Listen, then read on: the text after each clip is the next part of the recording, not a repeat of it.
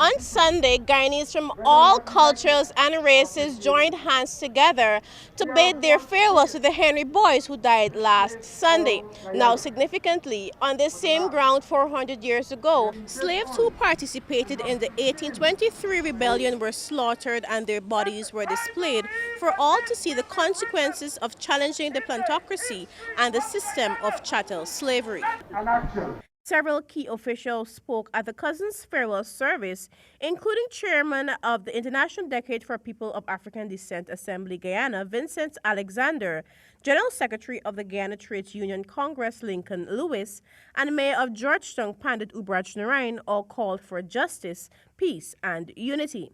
The family's lawyer, Nigel Hughes, told those gathered that the murder was a revelation of the fragile state of race and ethnic relations within society.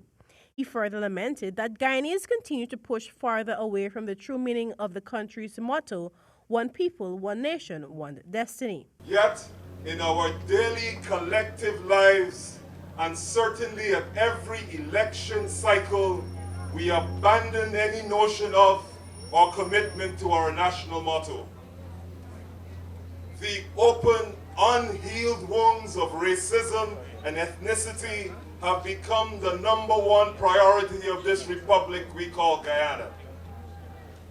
They can no longer be ignored, denied, or disacknowledged. The attorney suggested that national leaders visit each other's communities to understand problems of alienation and distrust. Chairperson of the PNCR, Valda Lawrence, reiterated the call for justice for not only the Henry boys, but also Harish Singh. The memory of Isaiah and Joel must be different.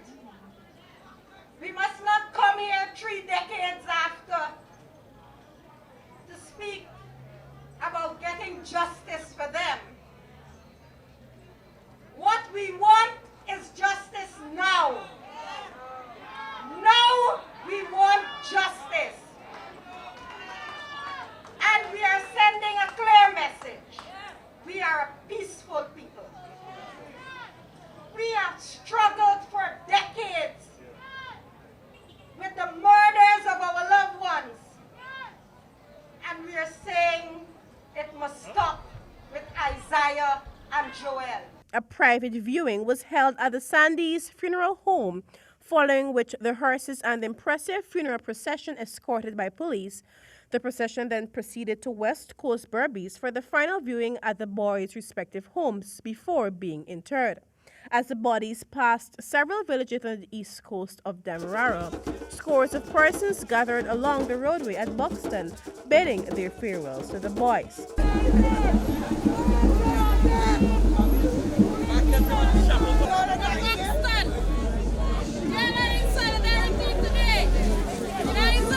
The bodies of 16-year-old Isaiah Henry and 18-year-old Joel Henry were taken to their respective homes for viewing. Mourners were dressed in black and red, a befitting symbolism of unsolved murders and the fight for justice.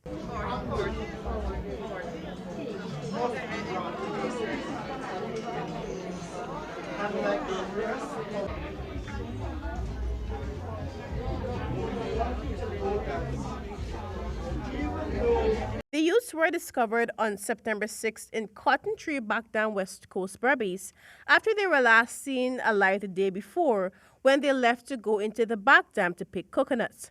The young men were discovered with chopped wounds above their bodies, including to their faces. Reporting for HGP Nightly News at Parade Ground, Georgetown, I am Yannis Abrams.